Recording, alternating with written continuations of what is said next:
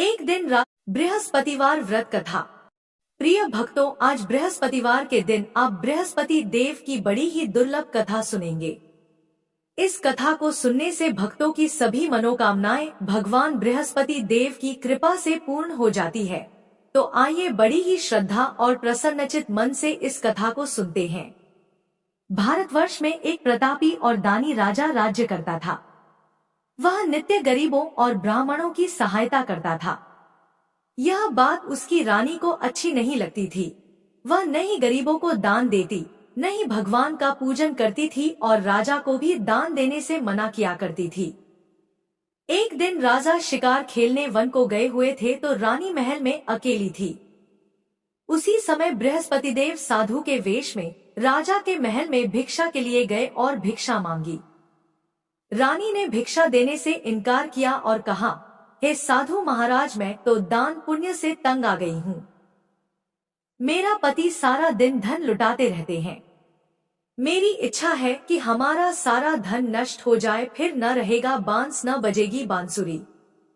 साधु ने कहा, देवी तुम तो बड़ी विचित्र हो। धन संतान तो सभी चाहते हैं, पुत्र और लक्ष्मी तो पापी के घर भी होने चाहिए। यदि तुम्हारे पास अधिक धन है तो भूखों को भोजन कराओ, प्यासों के लिए प्याऊ बनवाओ, मुसाफिरों के लिए धर्मशालाएं खुलवाओ। जो निर्धन अपनी कुंवारी कन्याओं का विवाह नहीं कर सकते, उनका विवाह करा दो। ऐसे और कई काम हैं जिनके करने से तुम्हारा यश लोक परलोक में फैलेगा। परंतु रानी पर उपदेश का कोई प्रभाव न पड़ा।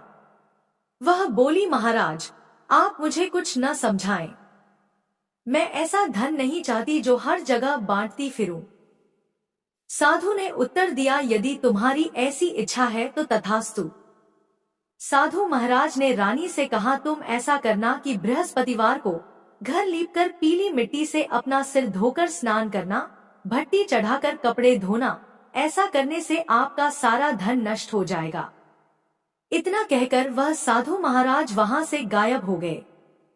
साधु के अनुसार कई बातों को पूरा करते हुए रानी को केवल 3 बृहस्पतिवार ही बीते थे कि उसकी समस्त धन संपत्ति नष्ट हो गई। भोजन के लिए राजा का परिवार तरसने लगा। तब एक दिन राजा ने रानी से कहा कि हे रानी, तुम यहीं रहो, मैं दूसरे देश को जाता हूँ, क्योंकि यहाँ पर सभी लोग मुझे जानते हैं, इसलिए मैं कोई छोटा कार्य नहीं कर सकता। ऐसा कहकर राजा परदेश चला गया। वहां पर राजा जंगल से लकड़ी काट कर लाता और शहर में बेचता। इस तरह वह अपना जीवन व्यतीत करने लगा। इधर राजा के परदेश जाते ही रानी और दासी दुखी रहने लगी। एक बार जब रानी और दासी को 7 दिन तक बिना भोजन के रहना पड़ा तो रानी ने अपनी दासी से कहा, हे दासी, पास ही के नगर में मेरी बहन रहती है, वह बड़ी धनवान है, तू उसके पास जा और कुछ ले आ ताकि थोड़ी बहुत गुजर बसर हो जाए। दासी रानी की बहन के पास गई। उस दिन गुरुवार था और रानी की बहन उस समय बृहस्पतिवार व्रत की कथा सुन रही थी। दासी ने रानी की बहन को अपनी रानी का संदेश दिया, लेकिन रानी की बड़ी बहन ने कोई उत्तर नहीं दिया। जब दासी को रानी की बहन से कोई उत्तर नहीं मिला तो वह बहुत दुखी हुई और उसे क्रोध भी आया। दासी ने वापस आकर रानी को सारी बात बता दी। सुनकर रानी ने अपने भाग्य को कोसा। उधर रानी की बहन ने सोचा कि मेरी बहन की दासी आई थी, परंतु मैं उससे नहीं बोली, इससे वह बहुत दुखी हुई होगी। कथा सुनकर और पूजन समाप्त करके वह अपनी बहन के घर आई और कहने लगी, हे बहन, मैं बृहस्पतिवार का व्रत कर रही थी। तुम्हारी दासी मेरे घर आई थी, परंतु जब तक कथा होती है तब तक न तो उठते हैं और न ही बोलते हैं, इसलिए मैं नहीं बोली। कहो दासी क्यों गई थी? रानी बोली, बहन तुमसे क्या छिपाऊं, हमारे घर में खाने तक को अनाज नहीं था। ऐसा कहते कहते रानी की आंखें भर आई। उसने दासी समेत पिछले 7 दिनों से भूखे रहने तक की बात अपनी बहन को विस्तार पूर्वक सुना दी। रानी की बहन बोली, देखो बहन, भगवान बृहस्पति देव सबकी मनोकामना को पूर्ण करते हैं। देखो शायद तुम्हारे घर में अनाज रखा हो। पहले तो रानी को विश्वास नहीं हुआ, पर बहन के आग्रह करने पर उसने अपनी दासी को अंदर भेजा तो उसे सचमुच अनाज से भरा एक घड़ा मिल गया। यह देखकर दासी को बड़ी हैरानी हुई। दासी रानी से कहने लगी, हे रानी, जब हमको भोजन नहीं मिलता तो हम व्रत ही तो करते हैं, इसलिए क्यों न इनसे व्रत और कथा की विधि पूछ ली जाए ताकि हम भी व्रत कर सकें। तब रानी ने अपनी बहन से बृहस्पतिवार व्रत के बारे में पूछा। उसकी बहन ने बताया, बृहस्पतिवार के व्रत में चने की दाल और मुनक्का से विष्णु भगवान का केले की जड़ में पूजन करें तथा दीपक जलाएं, व्रत कथा सुने और पीला भोजन ही करें। इससे बृहस्पति देव प्रसन्न होते हैं। व्रत और पूजन विधि बताकर रानी की बहन अपने घर को लौट गई। 7 दिन के बाद जब गुरुवार आया तो रानी और दासी ने व्रत रखा। घुड़साल में जाकर चना और गुड़ लेकर आई। फिर उससे केले की जड़ तथा विष्णु भगवान का पूजन किया। अब पीला भोजन कहाँ से आए, इस बात को लेकर दोनों बहुत दुखी थी। चूंकि उन्होंने व्रत रखा था इसलिए बृहस्पति देव उनसे प्रसन्न थे, इसलिए वे एक साधारण व्यक्ति का रूप धारण कर 2 थालों में सुंदर पीला भोजन दासी को दे गए। भोजन पाकर दासी प्रसन्न हुई और फिर रानी के साथ मिलकर भोजन ग्रहण किया। उसके बाद वे सभी गुरुवार को व्रत और पूजन करने लगी। बृहस्पति भगवान की कृपा से उनके पास फिर से धन संपत्ति आ गई, परंतु रानी फिर से पहले की तरह आलस्य करने लगी। तब दासी बोली, देखो रानी, तुम पहले भी इस प्रकार आलस्य करती थी। तुम्हें धन रखने में कष्ट होता था, इस कारण सभी धन नष्ट हो गया, और अब जब भगवान बृहस्पति की कृपा से धन मिला है तो तुम्हें फिर से आलस्य होता है। रानी को समझाते हुए दासी कहती है कि बड़ी मुसीबतों के बाद हमने यह धन पाया है, इसलिए हमें दान पुण्य करना चाहिए, भूखे मनुष्यों को भोजन कराना चाहिए और धन को शुभ कार्यों में खर्च करना चाहिए, जिससे तुम्हारे कुल का यश बढ़ेगा, स्वर्ग की प्राप्ति होगी और पितृ प्रसन्न होंगे।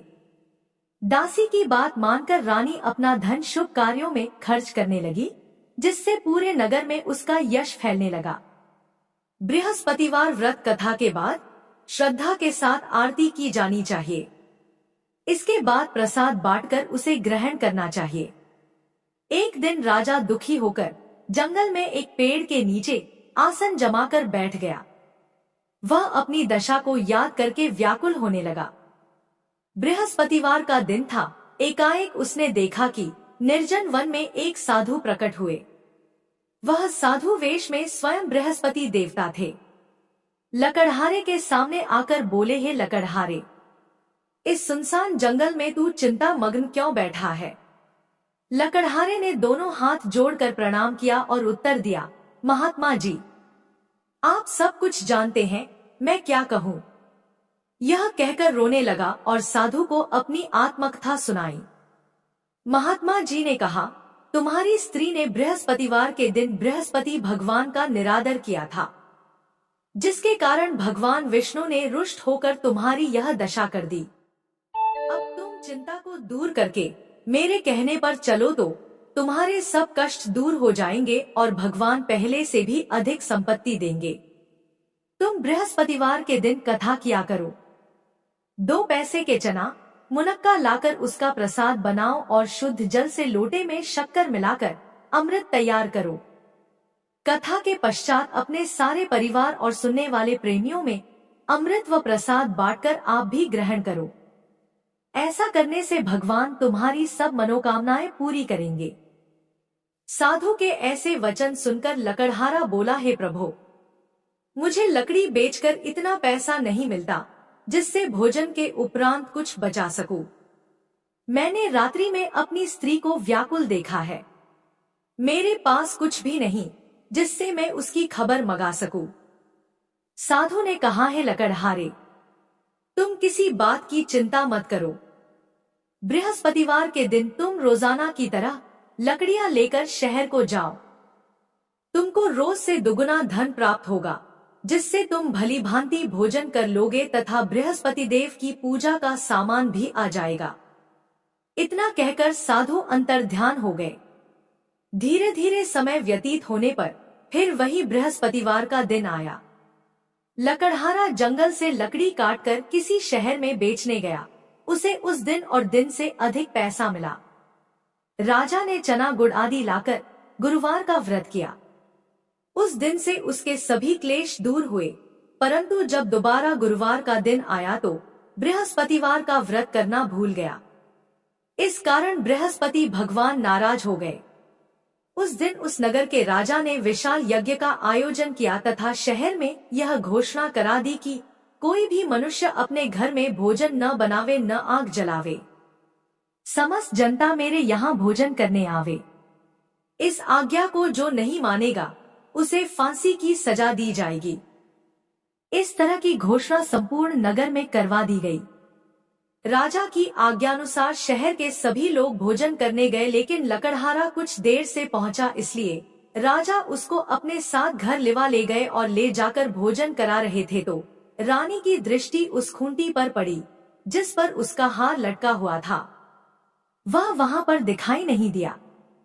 रानी ने निश्चय किया कि मेरा हार इस मनुष्य ने चुरा लिया है। उसी समय सिपाहियों को बुलाकर उसको कारागार में डलवा दिया। जब लकड़हारा कारागार में पड़ गया और बहुत दुखी होकर विचार करने लगा कि न जाने कौन से पूर्व जन्म के कर्म से मुझे यह दुख प्राप्त हुआ है, और उसी साधु को याद करने लगा जो कि जंगल में मिला था। उसी समय तत्काल बृहस्पति देव साधु के रूप में प्रकट हुए और उसकी दशा को देखकर कहने लगे, अरे मूर्ख, तूने बृहस्पति देव की कथा नहीं किया, इस कारण तुझे दुख प्राप्त हुआ है। अब चिंता मत कर, बृहस्पतिवार के दिन कारागार के दरवाजे पर 4 पैसे पड़े मिलेंगे। उनसे तुम बृहस्पति देव की पूजा करना, तेरे सभी कष्ट दूर हो जाएंगे। बृहस्पतिवार के दिन उसे 4 पैसे मिले। लकड़हारे ने कथा कही। उसी रात्रि को बृहस्पति देव ने उस नगर के राजा को स्वप्न में कहा, हे राजा, तुमने जिस आदमी को कारागार में बंद कर दिया है वह निर्दोष है। वह राजा है, उसे छोड़ देना। रानी का हार उसी खूंटी पर लटका है। अगर तू ऐसा नहीं करेगा तो मैं तेरे राज्य को नष्ट कर दूंगा।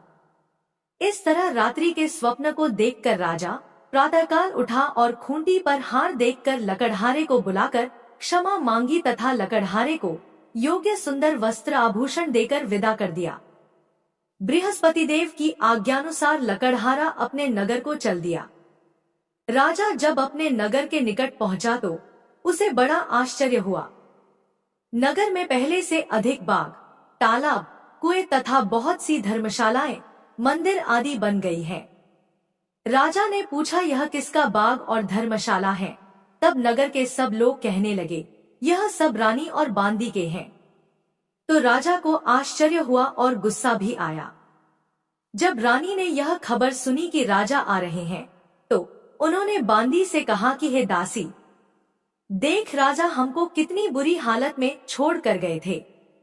हमारी ऐसी हालत देखकर वह लौट न जाए, इसलिए तू दरवाजे पर खड़ी हो जा।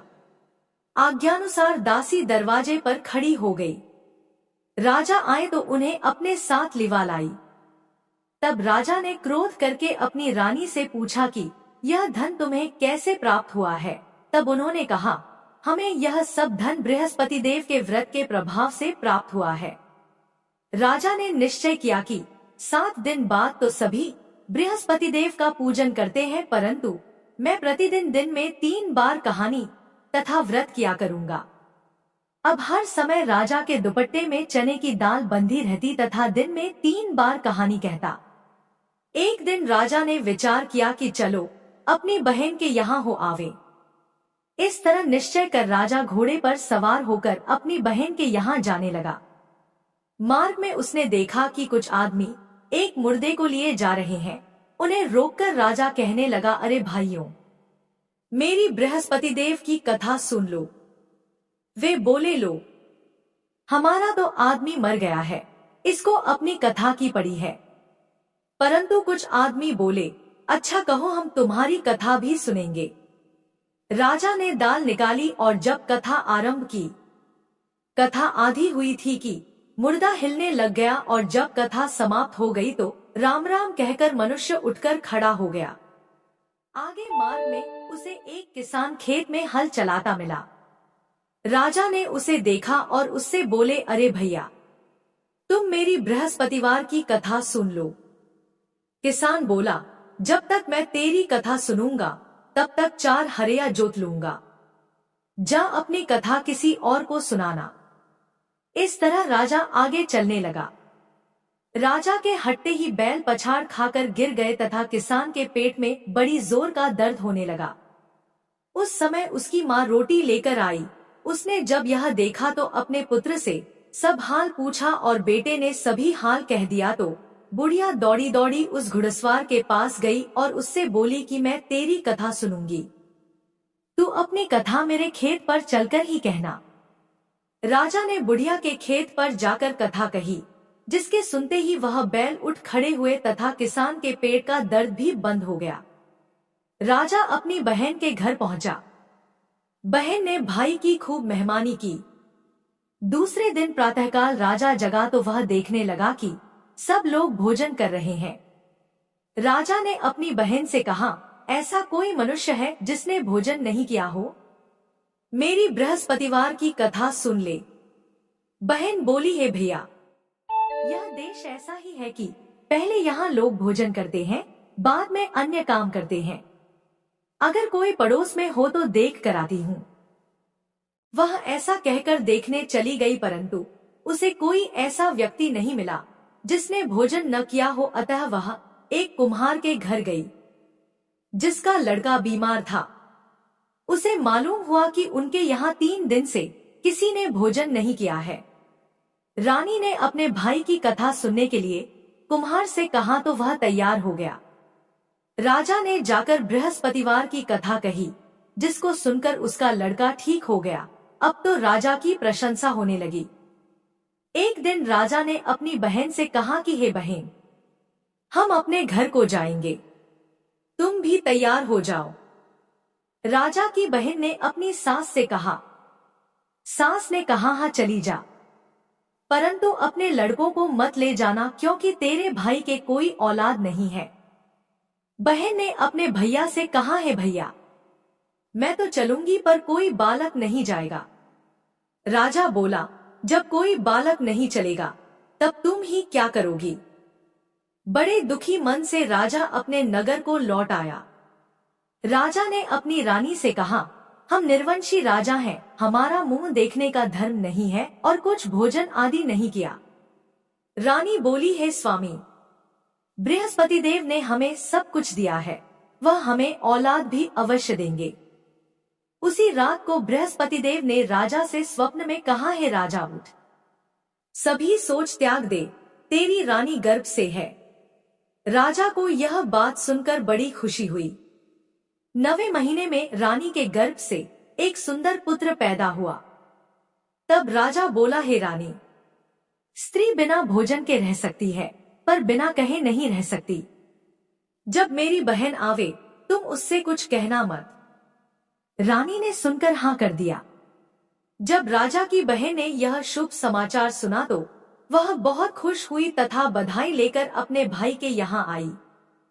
तभी रानी ने कहा, घोड़ा चढ़कर तो नहीं आई, गधा चढ़ी आई। राजा की बहन बोली, भाभी, मैं इस प्रकार न कहती तो तुम्हें औलाद कैसे मिलती? बृहस्पति देव ऐसे ही हैं, जैसी जिसके मन में कामनाएं हैं सभी को पूर्ण करते हैं। जो सद्भावना पूर्वक बृहस्पतिवार का व्रत करता है एवं कथा पढ़ता है अथवा सुनता है, दूसरों को सुनाता है, बृहस्पति देव उसकी सभी मनोकामना पूर्ण करते हैं। भगवान बृहस्पति देव उसकी सदैव रक्षा करते हैं।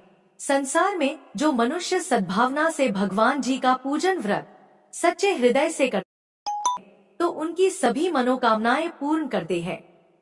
जैसी सच्ची भावना से रानी और राजा ने उनकी कथा का गुणगान किया तो उनकी सभी इच्छाएं बृहस्पति देव जी ने पूर्ण की थी।